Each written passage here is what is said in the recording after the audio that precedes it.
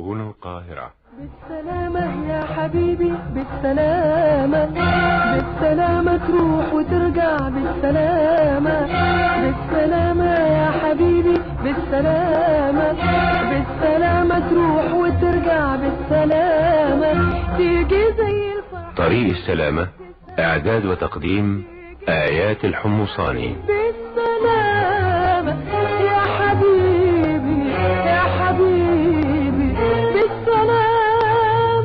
عزيزي المستمع في طريق السلامة، صباح الخير، صاحبتك السلامة.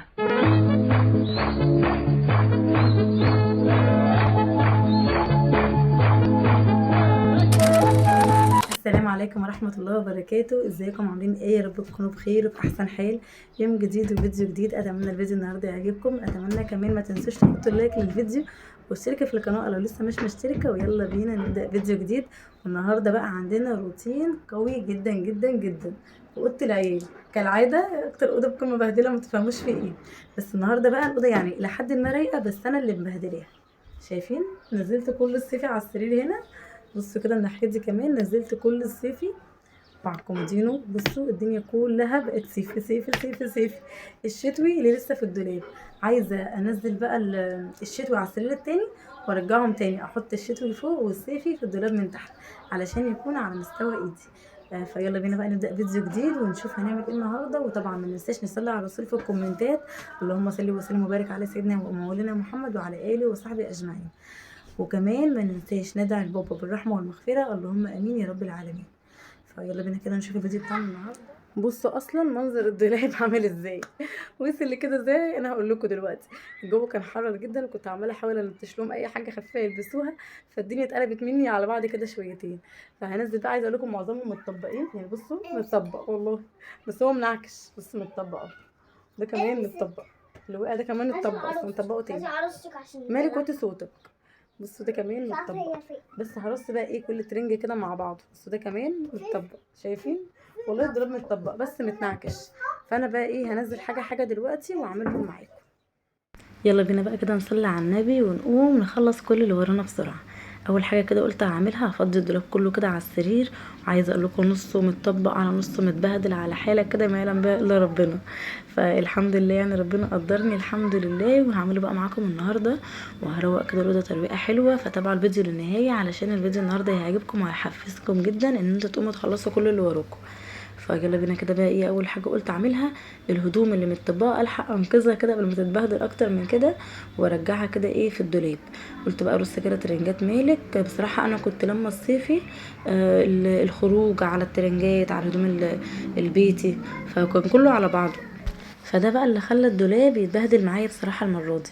كنت عارفه اللي هيحصل حاجه زي كده، بس مش عارفه لسه عجلت ولميت كله على بعضه ورفعته في الدولاب من فوق.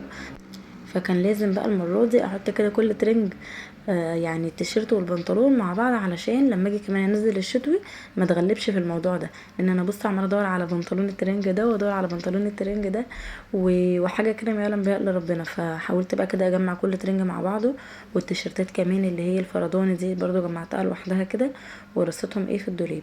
طبعا انا باخد كده من هنا ارص على الدولاب على طول. هنا بقى في شويه شتوي على شويه صيفي على شويه هدوم بقى مش محتاجينها اصلا، كانت مركونه طول الفتره دي ومش بتتلبس. فقررت بقى ان انا اي حاجه ما اتلبستش خالص وزي ما هي هطلعها يعني اتصدق بيها لاي حد محتاجها يعني، او اللي انا يعني المهم اتخلص منها من الدولاب عندي، مش عايزاها في الدولاب تاني. يعني في بصراحه حاجات كتير قوي كانت مركونه ومش بتتلبس سواء صيفي او شتوي. فقلت كل ده هطلعه. وطبعا انا يعني بشجعكم تعملوا حاجه زي كده، ما تخلوش اي هدوم مش مركونه، اي حاجه مش محتاجاها طلعيها تصدقي بيها على متوفي، صدقه جاريه ليكي انتي. بصوا يعني طلعها بنيه الصدقه. فالمهم يعني انت تتخلصي منها وما تخليش عندك ايه في الشقه. اي مكان هتروقيه حاولوا شوفي ايه الحاجه اللي مش محتاجاها طلعيها لله. العاب متكسره طلعيها، كاوتشات للعيال صغرت عليها طلعيها برضو لاي حد محتاجها، سواء بقى كاوتشات العاب ملابس اي حاجه مش محتاجاها عندك وهتحسي ان هي عامله لك كركبه وطاقه سلبيه كده، فطلعها بره البيت تخلصي من كل ده صدقيني هترتاحي. حبيت بقى كده يعني اقول لكم كام خطوه كده تعملوها الفتره الجايه، بما اننا طبعا خارجين من مرحله الشتاء لمرحله الصيف. خلاص فجاه كده مره واحده ما عديش علينا الربيع اصلا، ما فيش ربيع السنه دي، هو شتاء صيف على طول. فقلت بقى كده اقول لكم كام خطوه تمشوا عليهم يعني علشان تخشوا كده الصيف وانتم مرتاحين. طبعا الصيف يعني حر، يعني فرهضه جامده قوي، فمش عايزين حوالينا اي كركبه، عايزين يبقى الترويقات سهله كل يوم. كل يوم كده تقومي تعملي الروتين بتاعك، سواء بتحبي الروتين بتاعك بالنهار او لما بتقومي بدري، او الروتين اليومي اللي هو مثلا طول النهار مثلا بتعملي كل شويه حاجه، او الروتين المسائي اللي هو تقومي كده في ساعه كده بالليل تخلصي الشقه كلها. بصراحه انا مياله اكتر للروتينات الصباحيه اللي هي البدري قوي، اللي هو اول مثلا اودي مالك المدرسه اجي اخلص كل اللي ورايا. طبعا الفتره اللي فاتت دي كنا بنغيب كتير، فكنا يعني يومنا ايه اللي هو الطبيعي، بنصحى الظهر، فكنت بعمل حاجتي مثلا طول النهار، او استنى مثلا لما يناموا واعمل حاجتي بالليل خالص. فبصراحه انا ما بحب الشغل اللي هو طول النهار ده، بحب يا اما الصبح بدري بيكونوا نايمين، يا اما يكون بالليل متاخر وبرضه بيكونوا نايمين، لان طول النهار ده هم بيفضلوا رايحين جايين حواليا وبيبهدلوا الحاجه، يعني اعمل حاجه يبهدلوا حاجه، فمش ببقى مرتاحه خالص، وبحس ان انا خلاص مخنوقه، بقعد ازعق، بقعد اتعصب عليهم، فمش عايزه كده بصراحه. فقلت لا، انا هنظم بقى وقتي معاكم وانتوا كمان اعملوا كده، حاولوا يا اما تشتغلوا بالنهار يا اما بالليل. اللي هو قمتي بالليل ساعه ساعه ونص بالكتير قوي هتكوني عملتي الشقه كلها، سواء تنظيفه الاوض، المطبخ، لو عندك شويه غسيل هتغسليهم، هتكنسي، هتمسحي، هتلاقي نفسك خلصتي مش هتكملي كمان ساعه. وكذلك برضو لو ايه بتحبي يعني تصحي بدري وتعملي حاجتك بالنهار، بصراحه بيكون افضل، لان طبعا الساعه يعني بصوا يعني بيقولوا ايه مش عارفه ايه، ساعه البدريه منسيه، مش عارفه حاجه زي كده يعني، اللي هو ايه لا خلاص شغلك بدري يعني عشان هتنسي بقى كل الشغل ده بتاع طول اليوم. مش عارفه في مثل زي كده، بس انا مش بصراحه مش متذكره قوي. بس حبيت بقى يعني اقول لكم كده كام خطوه تمشوا عليهم قبل ما الجو يحرر اكتر من كده، لان احنا يعتبر دخلنا خلاص في الصيف على طول كده. درجه الحراره امبارح كانت 37، واول امبارح برضو كان الجو حر جدا، فخلاص يعني هو تقريبا الجو هيتظبط اليومين الجايين دول، وبعد كده هيرجع يحرر تاني قوي. فنلحق بقى كده نخلص كده شقتنا ونستقبل الصيف بنظافة كده وبطاقة ايجابية بدون كركبة. هنا بقى انا عملت ايه، طبعا اول حاجة قلت هعملها هشيل البطاطين، لان طبعا الجو مش مستحمل بطاطين خالص، ولا مستحمل حتى اللهم صل على النبي، المفارش القطيفه دي برضو حررتني جدا جدا، طول ما انا شغاله في الاوضه حاساها مطلعه صهد كده، متفهموش ليه. فقلت كل ده هيتشال دلوقتي، البطاطين اصلا نظيفه مش متبهدله قوي ولا حاجه، فقلت هشيلها زي ما هي، واول لما اجي اطلعها بقى على الشتا يعني هغسلها، لان بصراحه انا مش فاضيه اغسلها دلوقتي، يعني هو مش حته اللي انا يعني مش عايزه اغسلها، لا هو انا مش فاضيه حاليا، ورايا حاجات كتير بعملها، فمش فاضيه لهم حاليا. لو خلصت ممكن هما كده كده لسه في الكيس بتاعهم يعني قريبين من ايدي، او مطلعهم واشطفهم كده شطفه واغسلهم يعني واشيلهم تاني في الكيس بتاعهم. بس انا حاليا شلتهم، قلت عشان ايه افضي الدنيا حواليا.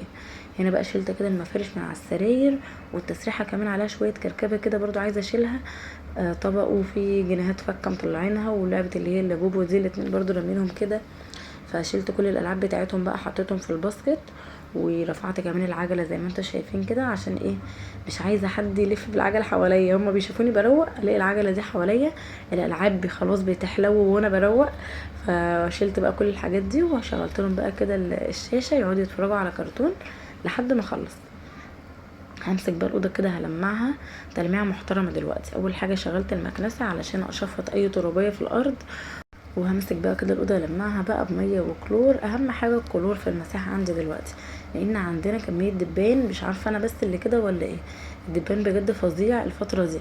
فقلت همسك اوضه اخلصها وامسحها بكلور، واحاول بقى اخرج الدبان ده باي طريقه، لان احنا ما بنستحملش البروسيل خالص بيتعبنا، فلازم الدبان ده يخرج من الشقه. عايزه اقول لكم انا بخرجه وبشوفه خارج قدام عيني، فجاه بلاقي الدبان في الشقه تاني، ازاي بيخش منين انا مش عارفه. يلا بقى ما علينا، خلاص بقى شلت المفارش وطبعا هغسلها، دي اهم حاجه يعني، انا عشان كده مرضتش اضغط نفسي واغسل كمان البساطين، فقلت اهم حاجه المفارش عشان هي اللي كنا بننام عليها، لكن البطاطين يعني مش متبهدله قوي ونضيفه اصلا، يعتبر ما ضغطناش بها كتير. فطلعت بقى كده طقم الملايات ده وقلت افرشه، وحبيت كده اللون دوت، لان انا بحب اللون الموف قوي اصلا، قلت كده يدي بهجه للاوضه، بقالنا كتير قوي ما فرشناهوش اصلا. فبصراحه بحبه قوي. هحط بقى كده الملايات معاكم. وكمان عايزه اقول لكم بقى ان لو الستاير عندك مثلا تقيله فشيلي الستاير وخففيها. يعني لو انت مثلا عندك طقم ستاير شتوي وطقم ستاير صيفي، فلمي بقى الشتوي اغسليه كده غسله محترمه وشيليه، وحطي بقى الستاير الخفيفه، لان برضو الجو مش محتاج ولا ستاير تقيله ولا قطيفه ولا الكلام ده خالص.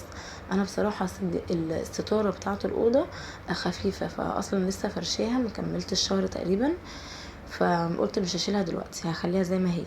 لكن اي ستاير تقيله بره بصراحه هلم كله، يعني حتى لو هخلي بس الستاير الشيفون، فهشيل كل التقيل ده علشان الجو اصلا مش مستحمل يعني.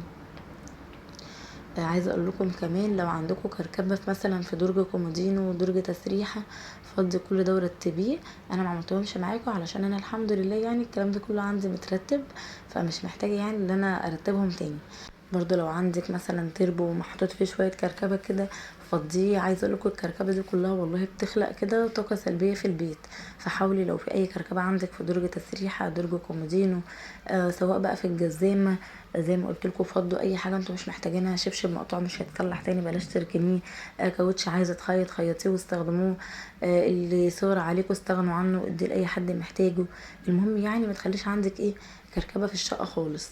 طبعا انا عندي عامله تحت السراير، عامله فوق الدواليب معاكم في تنظيفات العيد ورمضان والكلام ده كله، فانا ما عنديش اي كركبه الحمد لله في الاوضه هنا تاني دلوقتي. فهو بس اللي ممكن اقدر اعمله يعني كمان شهر كده ولا حاجه اشيل مثلا الستاره معاكم واغسلها واحطها تاني. طبعا خلاص بقى العيد جاي، قربنا على العيد، كل سنه وانتم طيبين، فبرضه هنرجع ننضف تاني وهنشيل برضه الحاجات دي كلها تاني ونغير الستاير ومفارش بقى جديده. وان شاء الله ايه الفيديوهات الجايه كلها تعجبكم. اتمنى بقى الفيديو النهارده كمان يعجبكم. ما تنسوش كمان تحطوا اللايك للفيديو، واسالكم الدعاء لبابا والخال بالرحمه والمغفره، اللهم امين يا رب العالمين. وكمان ما ننساش نصلي على النبي في الكومنتات، اللهم صل وسلم وبارك على سيدنا محمد وعلى اله وصحبه اجمعين. ما فاضلش معايا بقى هنا غير فرش السجاده. خلاص مسحت الارض كمان وكنستها ومسحتها وسبتها تنشف لحد ما فرشت الملايات. ما كانش معايا حاجه غير الارض، فرشت كده السجاده. وقولي لي بقى ايه رايكم في الاوضه بعد ما خلصت؟ ما شاء الله الله اكبر، الاوضه بقى شكلها يفتح النفس. سايبه بقى الشباك كده يهوي الاوضه شويه عشان بقى لنا كتير ما فتحناهوش، شويه كده وهقفله. وبس كده الفيديو بتاعي خلص، اشوفكم في فيديو جديد.